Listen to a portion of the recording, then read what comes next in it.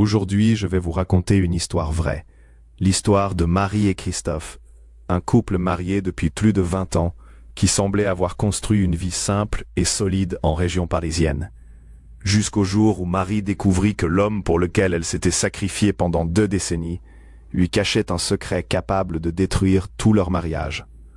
Marie avait épousé Christophe par amour, avec cette sincérité rare des femmes qui donnent sans compter, qui construisent leur foyer en silence, qui encaissent les difficultés sans faire de bruit. Et pendant longtemps, elle avait cru que leur mariage, malgré ses imperfections, reposait au moins sur une chose solide, la confiance.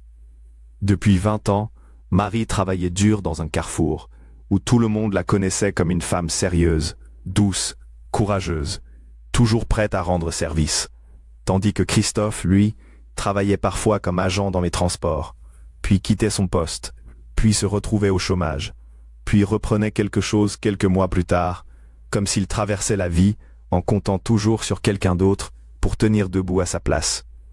Au début, Marie avait fermé les yeux, parce qu'elle l'aimait, parce qu'elle pensait qu'un couple devait traverser les périodes difficiles ensemble, et surtout parce qu'au fond d'elle, depuis qu'elle avait appris qu'elle ne pourrait jamais avoir d'enfant, elle portait une culpabilité immense, une blessure silencieuse qui lui faisait croire qu'elle devait presque remercier Christophe d'être resté avec elle. Alors, petit à petit, sans qu'elle s'en rende compte, leur mariage avait basculé dans un déséquilibre cruel, car Marie faisait les courses, préparait les repas, repassait le linge, entretenait la maison, gérait les factures, payait le loyer, réparait ce qu'elle pouvait réparer, compensait les absences de Christophe, ses périodes de chômage, son avarice, sa paresse, et même ses silences. Ils vivaient dans une vieille maison pavillonnaire en région parisienne, une maison fatiguée, pleine de travaux, pleine de murs qui craquaient, de tuyaux à surveiller, de petites réparations qui revenaient toujours. Et même si Marie avait souvent rêvé de déménager dans un logement plus simple, plus moderne, plus léger à porter financièrement, Christophe avait toujours insisté pour rester là, dans cette maison qu'il disait aimer, sans jamais vraiment expliquer pourquoi. Et comme toujours, Marie avait cédé.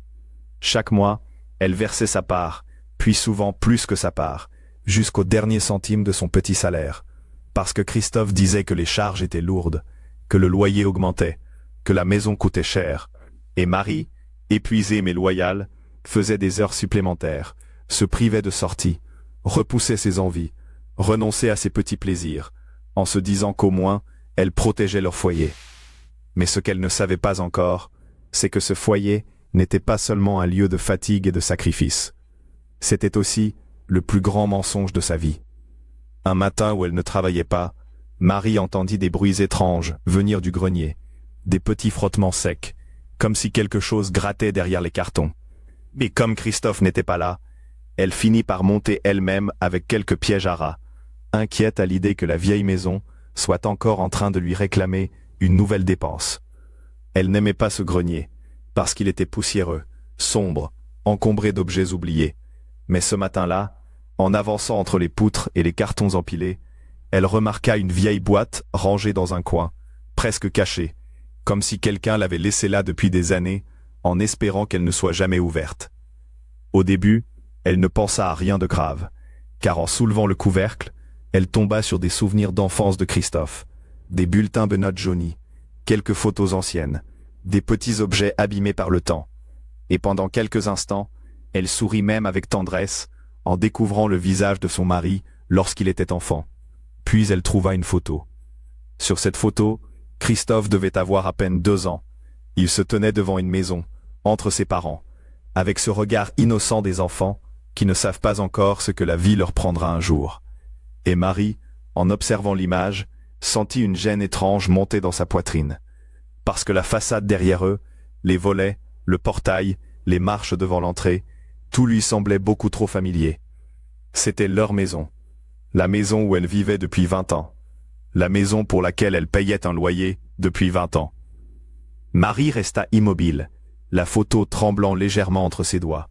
Puis elle fouilla plus profondément dans le carton, comme si son instinct venait de comprendre quelque chose que son esprit refusait encore d'accepter. Et lorsqu'elle tomba sur des papiers administratifs, des documents de succession, des actes anciens, elle commença à lire avec une boule dans la gorge.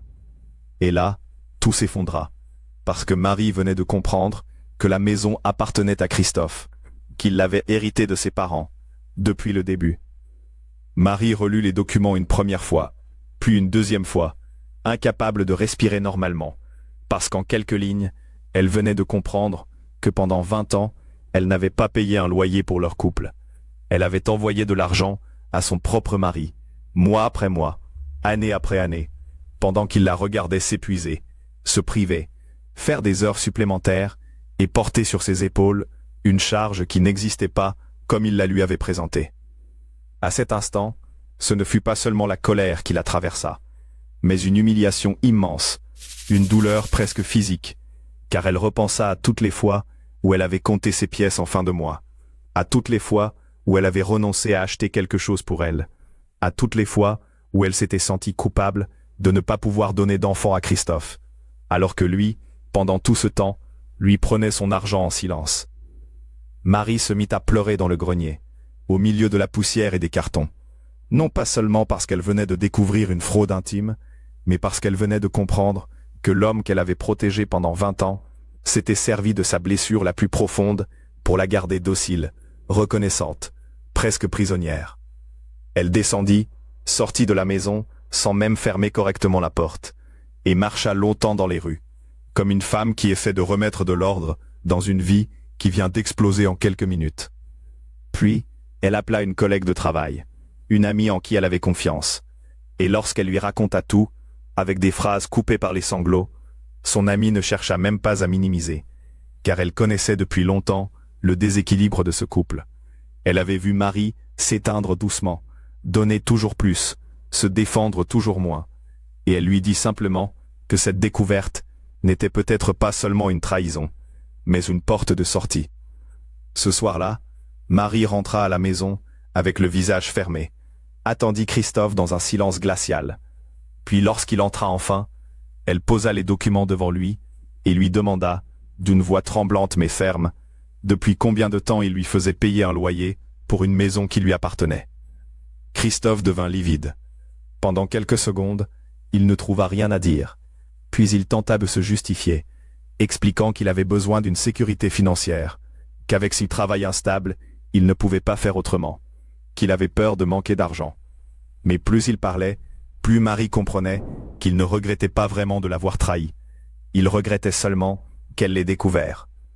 Alors Marie monta dans la chambre, prit une valise, y jeta quelques vêtements, récupéra les documents qu'elle avait trouvés, et quitta cette maison, qui quelques heures plus tôt encore, représentait 20 ans de sacrifice, mais qui désormais n'était plus qu'un décor de mensonges. Les mois qui suivirent furent difficiles, parce qu'une séparation après 20 ans ne se fait jamais sans douleur, surtout quand elle révèle autant d'abus, autant de manipulations, autant d'argent donné sous un faux prétexte. Mais Marie tint bon, portée par la certitude qu'elle n'était plus cette femme qui demandait la permission d'exister. Elle lança une procédure, rassembla les preuves, démontra les sommes payées, les charges assumées, les mensonges répétés, et 1 an plus tard, la justice reconnut ce qu'elle avait subi, au point que Christophe, par un retournement presque ironique, se retrouva contraint de quitter cette maison de naissance qu'il avait voulu garder à tout prix, tandis que Marie récupéra une part importante du bien grâce au régime matrimonial et à la prestation compensatoire. Et ce jour-là, lorsque Christophe quitta enfin les lieux avec ses cartons, sans pouvoir s'appuyer sur Marie, sans pouvoir lui demander encore une fois de réparer sa vie à sa place, elle comprit que la vraie prison n'avait jamais été cette maison. La vraie prison, c'était la culpabilité qu'il avait entretenue en elle pendant 20 ans.